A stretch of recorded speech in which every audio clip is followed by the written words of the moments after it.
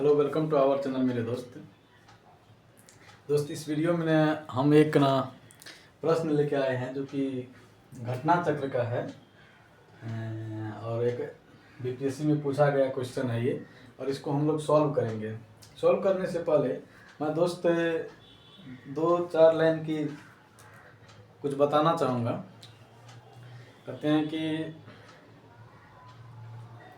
मेहनतें हदें पार करती है, जुनून हालात को मरोड़ देती है, परीक्षा तपस्या की कठिन दौर होती है, कुछ अपने भी मुश्किलों में साथ छोड़ देती है।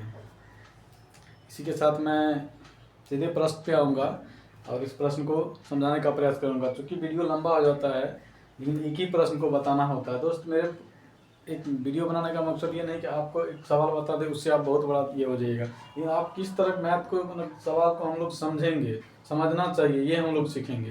दोस्त, आप भी सीख रहे हैं मेरे साथ और हम भी आपके साथ सीखेंगे, तो दोनों का एक कन्वर्सेशन अच्छा रहेगा तो धीरे धीरे मैथ में भी हम लोग अच्छा कर पाएंगे और अदर सब्जेक्ट में भी अच्छा कर पाएंगे। तो ये सबसे पहले यहाँ पर देखिए 13 नंबर का प्रश्न क्या है। अरे किसी चुनाव में 80% मतदाताओं ने भाग लिया, केवल 2 प्रत्याशी थे, राम और श्याम। राम को कुल 42% अंक मिला और राम ने श्याम को 400 मतों से पराजित किया। इस प्रकार राम को कुल कितने मत मिले? ऑप्शन देखिए यहाँ पर है। तो इसमें देखिए सबसे पहले बात है कि यहाँ पर क्या हुआ कि कोई एक चुनाव हो रहा था जहाँ पर 80% मतदाताओं ने भाग लिया। अब आप कहेंगे 20% मतदाता कहाँ चले गए?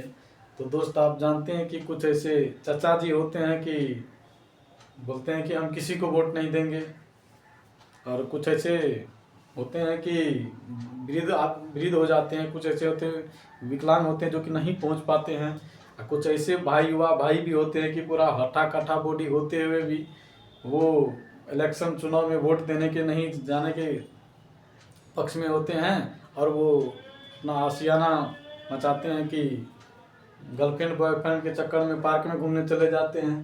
तो यही होता है कि 20% मतदाता नहीं है वह भाग लेने के लिए और 80% मतदाता ने ही भाग लिया है। तो इसमें देखिए सबसे पहले यहाँ पर देखिए कि 80% मतदाता ने भाग लिया, कहने का मतलब क्या हो गया कि कुल वैध, यहाँ पर हम लोग देखें कुल वैध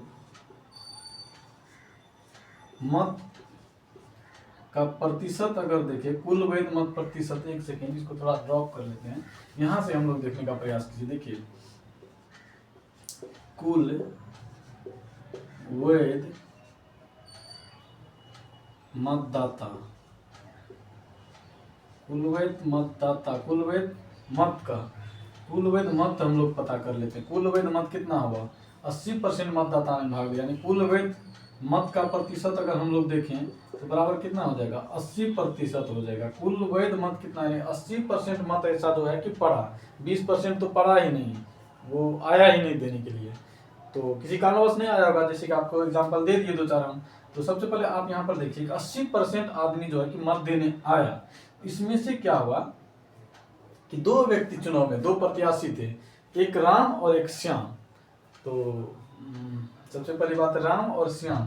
देखिए दोस्तों, इस 80% में एक राम हो गया, एक श्याम हो गया, एक राम हो गया और एक श्याम हो गया, जैसा कि राम और श्याम।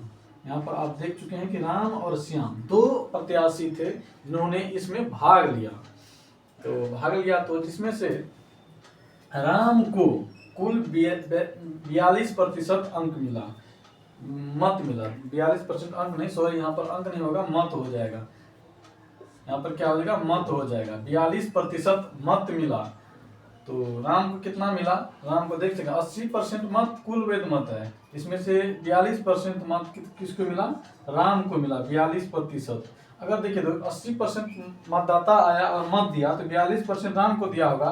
तो मतलब एक होता है कि अगर 42% राम को देगा तो बाकी जो मत बचा होगा वो श्याम को ही देगा।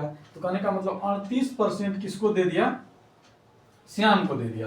तो राम को दिया 42% और 38% श्याम को दिया।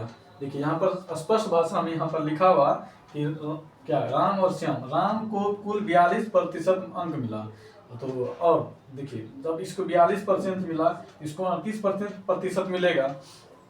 फिर कहा राम ने श्याम को 400 मतों से पराजित किया। दोस्त आप यहाँ पर देख रहे हैं कि यहाँ पर राम को कितना अत्यधिक है इससे, श्याम से। तो यहाँ पर देख चुके हैं कि 38 2 40 और 2 42, यानी कहने का मतलब 4% अंक जो है ज्यादा है श्याम से राम को।